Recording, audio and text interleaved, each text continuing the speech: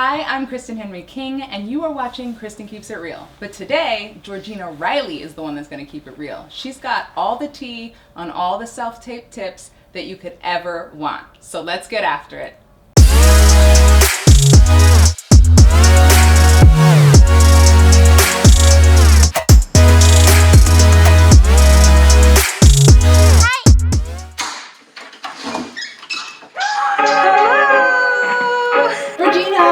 So much for inviting me to your home and giving us all the secrets on self-taping. Okay, secrets, but what really is, you book all the time with self-tapes, and it's something that you've been doing for a long time since you came from Canada, am I right? Yes, yeah. Okay, so I would just love to be able to answer some of my viewers' questions that I couldn't necessarily answer from you.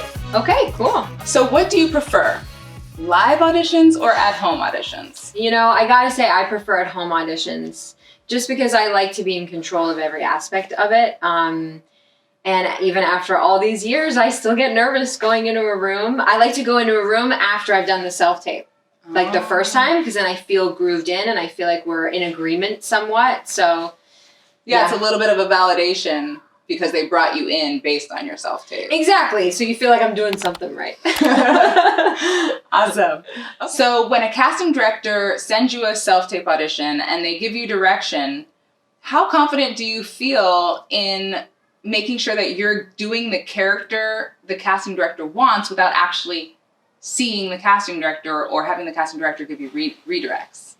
Well, if it's the first tape, is that what you mean? Yeah. Or is it different from the earlier question? So the first tape, like when you get the first tape, how do you approach breaking down the character just based on casting director notes? Well, I genuinely believe casting doesn't know what they want right away, and I think they're excited to see what you're going to bring. Because, you know, the only thing you have that's different from anyone else is what you think of it, right? So I think it's really important. I think they get excited on that first pass to just see that. And then if they are interested in you, you will get redirects over email, and then you just do another tape. And I've had times where I've had like specific questions I'll get my agent to ask. I'll be like, look, I'm not sure about this. Can you just double check on that? So that I feel like I've asked the question I need to do what I think that they want. That's a great tip. I like that. Okay, and so you have booked a recurring role based off a self-tape. You've booked a series regular on a self-tape. You booked City on a Hill. You said it was partial self-tape. Yeah, partially, yeah. But Piper from Baker and the Beauty, yeah, you booked that on a self-tape. Yeah. So walk us through that process. Did you have to do other auditions in between that were live, or did you just go straight to the booking? With Piper, I just did 2 tapes. I had one, the first tape I did in a British accent, because that's what I felt I wanted to do for the character. And then the second tape, they said, can she tape again with an American accent? Wow. So then I just did the second tape. One, I was actually in England at a wedding. When I got the call back, and I was like, I got to shoot this thing now and get it out. So yeah, that was those 2. The other one, I think I went in the room for a tape, and I couldn't get in for the callback. So then I taped with the notes for City on a Hill. Wow. Yeah. That's incredible. Thank you. So I feel like something like that is way easier to handle as opposed to like being able to like test and then going live and then have chemistry reads and things like that. Do you feel like that gives you more ease, or do you wish that you did see them in person? I think it's a catch-22. I think doing a self-tape, you're in control of your space. You can pick your own reader. You can ask your reader to do things. You can create the scene. You can have props. You just feel more in control of it. Whereas in a room, you might not have all those options. I still think you should take them in the room. I think you should ask readers to give you things that you need. I do think meeting people, though, is always a great way to build relationships, and they get to see who you are. So I think there's benefits to both. It's just about how to make both work for you. Yeah, to be able to do the work. The most important thing is doing the work and doing the work with confidence. Right. Speaking of doing the work, I feel like something that happens, I know it happens to me, is that I am a lot lazier, or you get more complacent when you have time to like self-tape at home, and then as opposed to, okay, I have to get this out tomorrow, I'm going to meet even with live. Kids? Yeah, even with kids. I feel like I'm trying to get her down to sleep so I can get the tape done. Like, yeah, but it's true. But like, I feel like you can fall into this rut of not actually taking the time to really break down your character. Do you ever run into that? I feel different. I actually feel the opposite, because what I do is if I get a tape and I know I have 3 days to do it, I actually can take time I do all my research for the character. I don't start learning the lines, but then I get to spend like a day thinking as them and sort of just like thinking about it a bit, and how does that feel and what would be cool about that, and maybe taking time to watch a couple of things that I think would inspire some ideas, and then I'll get to learning the lines and be ready to go. But I've also had times where I've had to shoot very quickly, and during pilot season, you're sometimes going in for 3 auditions in a day. And I think just from sheer amount of practice I've had in learning lines, I'm very fast at that. But I do like the time to kind of feel out the character. Wow. Yeah. Well, I've seen some of your self-tapes. I've had the ability to see some of your self-tapes, and I'm like so mesmerized. I feel like you're already the character whenever I watch you. Don't give up on her. She likes you. I wouldn't be so sure. I've known her since she was 13. Before she became Noah Hamilton, the brand. Everybody in her life has had an agenda. And the thing I love about your self-tapes is that nothing changes in between that usually, unless it's a redirect. It's like you give just as much to the self-tape as you do being on set. Sometimes even more. Yeah, sometimes I get to do way more because I'm doing what I want. Whoa. Piper, what are you doing? Daniel, you can't leave. I've been here for hours. You like her, and she likes you too. She likes everyone. That's what celebrities do, make anyone feel special. With you, it's different. You know how ridiculous that sounds? I have known her since she was 14. This party, it's work. She hates her birthday. That's why she works. And so I just give it all I have. That's really nice. Thank you so much. I mean, look, you never know with self-tapes, but I think you have to just make the most of. You just have to pretend you're on set and you're running the set, and say you need there's 4 people in a scene, not right now, obviously with COVID, we can't do that. But back in the day, I used to have maybe 3 of my actor friends will come over and we'll just really put this thing up. Wow. And we get such little time to be actors sometimes. When you just are auditioning and you're not on set, these self-tapes are an opportunity to feel like you are, I guess. Yeah. Thank you for that, because I was like, well, yeah, that's a great idea, to literally mock up the entire scene. Yeah, if you have the time. Yeah. And, okay, what about paying for self? I feel like now this could get very expensive if you're constantly paying for your self-tape. Do you have a self-tape set up now? Do you pay? What do you do? I mean, back in the day, coming from Canada, when the iPhones and things weren't at the quality level they were, I used to go to a studio, and you're spending a lot if you're taping a lot, which hopefully you are, because that's a good sign. But now I think it's good to have a setup that you feel confident in. You do need good lights, and you've got all the videos about the best setup that you can have, and I think that's really important, because then you feel confident about how you look and how you sound. But yeah, I have a setup here. It's pretty basic. The phone is pretty good quality and sound now, and with iMovie you can kind of tweak some things. Yeah. It's nice as a woman to be able to control lighting. Thank you. You go to an audition, you're like, how do I look? Or the Rita's on the side, you don't want them to be on. Thank you. There are so many times where I'm like, okay, this is my good side. I'm because you're the guest, you're getting my good side. That's really sweet. Thank you so much.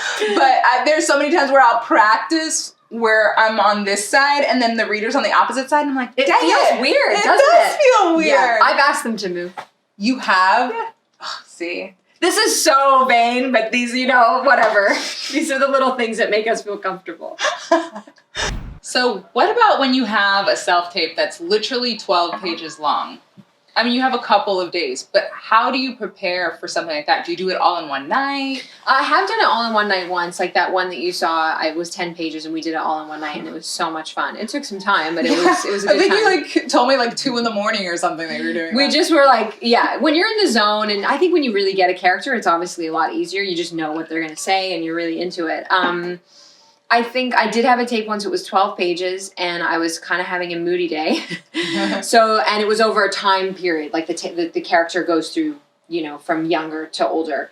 And I was stressed that day, so we did the more emotional scenes, stripped down bare one night. Then the next night I was going on a date with my husband, and I knew I'd look really, better or great, whatever, that night. So then I did that tape before we went out that night because they both looked different, and then I could put them together. And I think it's kind of nice because you get to control that too. Like, what if there's something you just feel better in for that character in one thing? You don't have to go mad with like costumes and stuff. But I think costumes and props and spaces are all what helps you do the work better for them. Smart. So, I like that idea. I'm going to do that. I'm totally stealing that. It's a great tip.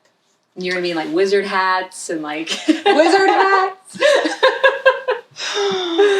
Speaking of, how do you feel about props in a self-tape? Because you know they're always talking about it in the casting offices, like, don't bring in props unless it's like water bottles or something. Well, I love, like, for example, I had a scene and I was playing a mom and I folded laundry the whole time. Because you're not just standing there like this. Like, that's not life. Like, you're trying... I love having something else to do. You know, putting a key on a key ring. You don't even necessarily have to have it in the shot.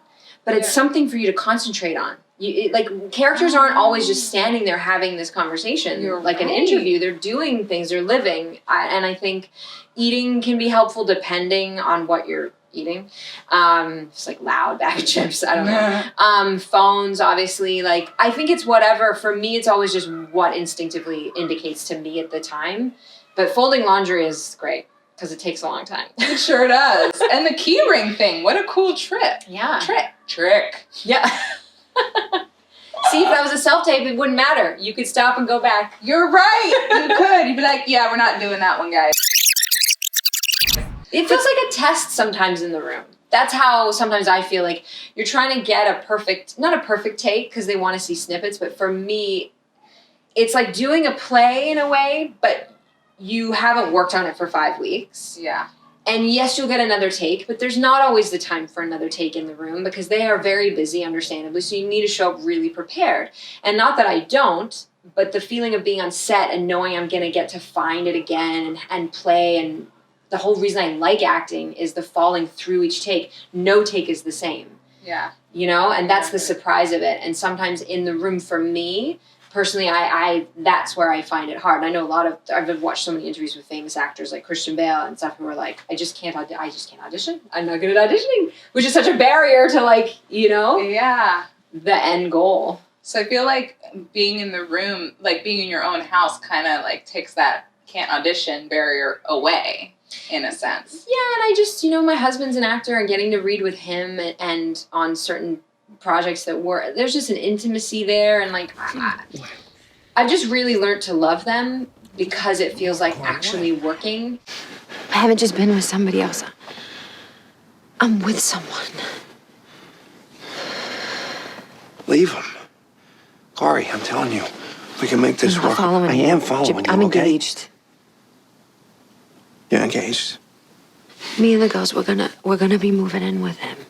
And not that the audition doesn't. It's a process that you have to get good at regardless. But, yeah. Do you feel like you have to always, like, do you ever send in a self-tape that, for example, you don't have the lines perfect, but you're like, oh, but it's so good? Like, do you ever feel that way? Yeah, if I'm not, I think... You know, I had an audition once actually in the room where I didn't know the lines perfect, but the scene was a girl talking to a guy who she'd never really met before, but she knew some stuff about, and it was very awkward, and they didn't know what they were saying to each other. And so I purposely put myself into a position of uncertainty because the scene was uncertain. I think you have to be really careful with what it is. If you're playing a doctor, you can't, like, I can't add that doo-woppy thing. Yeah, you're not like, you know, medical things, legal things. You really got to know your stuff. I think if it's an organic scene and it's a relationship or a first date, you still should know the overall arc. I don't think anyone's going to kill you for forgetting a couple of lines. But yeah, definitely. For me, it's like, was the character there? Was the performance there? Firstly, if I'm looking down all the time, no, I wouldn't send it. I'd rather send it late and do a good job. Good. So yeah. Wow. I didn't even know you could just send it. I've never sent a tape late. You heard it first. I have never done it, but I would rather be like, hey, I need an extra day. I have had a time where I was shooting and I had another tape due and there was no way I was going to be able to do the other one. I've had that situation where, yes, I've asked for an extension by a day if I really couldn't do it. I don't suggest it. Do not, this is not... I'm not a doctor of acting. I just... Speaking of, like, okay, we spend so much time now shooting a self-tape. Like, I think about it, I'm like, oh yeah, self-tapes, it's so much easier to be able to not have to ride in traffic. But now Mm-hmm. I have to worry about mic, editing, lighting, finding a reader, going back and making sure, like in the beginning of this interview, we did like the first half without even realizing that it was actually not even rolling. I know. Well, try doing it in a hotel. I had to do a bunch in hotel traveling. Oh so my God. I have done a million self-tapes. I did self-tapes on my honeymoon. I had self-tapes in like hotels in Paris, in Rome, and I didn't even have any lights. So we were just using natural light and just the setup. And in New York, actually, my friend Dana helped me, and she has a really great travel ring light. It's very small. Oh. And so that's really helpful. And I ordered one so that I could put it in my suitcase. Oh. But then, I'm piling. I played a doctor. I had to pull a massive table over, and I stacked boxes. I gotta be a doctor now, so I need my little surgery table. And I took all these knives from Sweetgreen.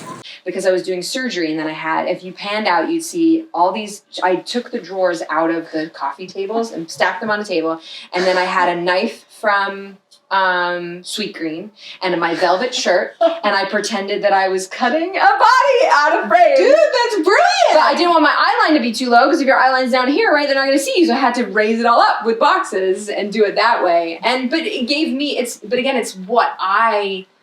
what gives me the comfortability and makes me feel like I'm really doing it. Whoa. See, that's such a... I think that what you just said is very much like a pro of self-tapes, because I think what happens with us is we're so used to having someone already, like, doing the camera part and all that stuff that we try and come to the camera with, like, our sides or whatever and air surgery when we could literally create that. Yeah. I mean, it's kind of like being like a kid. You're just like, what would I do if I was there on the day, on set? What would I do? Mm-hmm. And, I mean, watching your videos is going to help everybody. Your self-tape setup should be just set up. Yeah. You don't want to be, I mean, unfortunately you can't always have, but you don't want to always be like having to do like an hour of setup. And I know I've had that with lighting, where I'm just like, now having a weird day where for some reason my face just won't light the way I want, Yes. You want all that stuff. You want to know and drill your setup now, so that when you get these tapes, if you're getting like 3, how many you're getting, you can be ready. Are you ever worried that a casting director might just see your slate and then like be like, oh no, she doesn't look the part, and doesn't even watch all the work you just did? Yeah, of course. I think we all kind of worry about when you send a tape into the ether. You're just like, where did it go? Slates are funny. I put them on the end unless asked. Really? Because I don't want to, I mean, I'm really giving you my inside stuff here. I want them to see my character right away. Thank you. I want them to get that. Now, if they ask for the slate separate, and obviously they're asking for the slate for a purpose, there's a reason, like they need it, like they want to see you, and normally they would have the opportunity. And I know, I mean, I spend more time on my slate sometimes than a scene. Like, how many are you doing right now? Okay, I just like don't know how to do it. There's a skill, this lady. It is. So I think, but I put it on the end because I want them to see the performance. First and foremost, to me, that's the most important thing. And if they're not going to watch anymore because they're watching a lot of tape, then I better have that. That's my product. That's what I'm selling, I guess. Okay, well, to wrap up, I want you to tell us your best favorite self-tape tale and where it led. Oh my God. I guess it doesn't have to be a booking. I would say that I was in Montreal visiting Mark when he was shooting. I got this self-tape. It was set in 1940s Hollywood, which is just my jam. I have an old-timey face. And old-timey face. I do. I play a lot of period pieces. It's okay. It's fine. I don't think I look old. I just... She has a period face. That's what I should say, but that doesn't sound better either. Anyway, so I had this. He was on set all day. I worked on it. I went and found like fake cigarettes at a store somewhere. I was really into it, and I didn't have costume necessarily, but I had a shirt that felt that way. And I set up the lights that were in the apartment. It was dark when he got home, so these were just like the lights in the Airbnb, whatever we could do. But it was moody anyway, you know what I mean? Like that kind of time period, like dark, smoking rooms, you know what I mean? Yeah. And I did this tape, and I just was so excited to do it that I didn't care, and I sent it off, and then I got a call 2 weeks later. They want you to come test with this guy in LA who's already booked the lead. And I went in, and I think that's where, like, my lighting wasn't great. My camera wasn't perfect. iPhones weren't at the same thing. But if you're communicating your art, it will make it through, you know? And obviously, yes, you want quality sound and all these things. You do your utmost to do that for them. But the senior thing to me is the work. And sometimes if you got to shoot it in a hotel with bad lighting, who knows where it goes. Yeah. What advice do you have for other actors, especially ones that have been doing self-tapes and they're like, I haven't even gotten a callback, I haven't gotten a booking. What advice do you have for those actors out there who feel like, you know, maybe self-tapes are a waste of time? Well, I think, one, make sure you're not just constantly thinking about what they want and you're worried that you're not able to ask any questions. If you really have a question, I'm sure you could ask your agent to pass it along to casting and get some more information. If you really need it, then you should definitely do that. But I think you gotta enjoy the play of it. Like, because if you remove everything else and you just go with your immediate instincts of like, I'm gonna stack these boxes and get a fork in my velvet shirt and I'm gonna cut it up like it's a body on a table or whatever you're gonna do, you will enjoy it. Because if you're interested in it, like, they'll be interested in it. And then the other thing is if you love a part that much, you know, sometimes just not being annoying, but like sometimes just calling and being like, hey, did that tape make it through? Not on every tape, on the ones that really meant something to you and you really felt good about it. What's the harm in just double checking? Hey, like, I felt really good about that. Was there any response? I mean, some people are just like, it's gone. And I truly do believe that you do get response, but there's nothing wrong with nudging because we are going up now against a lot of tapes being sent. And people are going through it and having to watch the same scene, you know? And so what are you bringing to the table that makes them stop and watch yours? And I'm not saying be weird or different. I'm just saying you already are different. So what is that for them? And stop making it a mechanical process. Make it, you're on set, you got the part. In your own home, you got the part. When you're in the room, you feel like you don't. You're so right. You got the part at that point. You're just rehearsing. You're at home, you're like, what would I do on set? I would have this, and what do I want there? And how would my hair be? Okay, you guys heard that. You got the part, you're just rehearsing. Okay? I'm taking that away. What did you take away from this interview? My giant sleeves. Potentially. That's okay. So if you guys got value from this video, go ahead, share it with someone else, give it a thumbs up, a like, and the question of the day, okay? Comment below on what you got from Georgina Reilly's tea on self-taping. Ooh. Thank you so much. Thank you. This is so great that you do this for everybody. Thank you. Optimism. What does that say? Oh, optimism. Sometimes it's upside down on my bad days. And I'm not so optimistic. We'll make it through, guys. We're gonna make it through.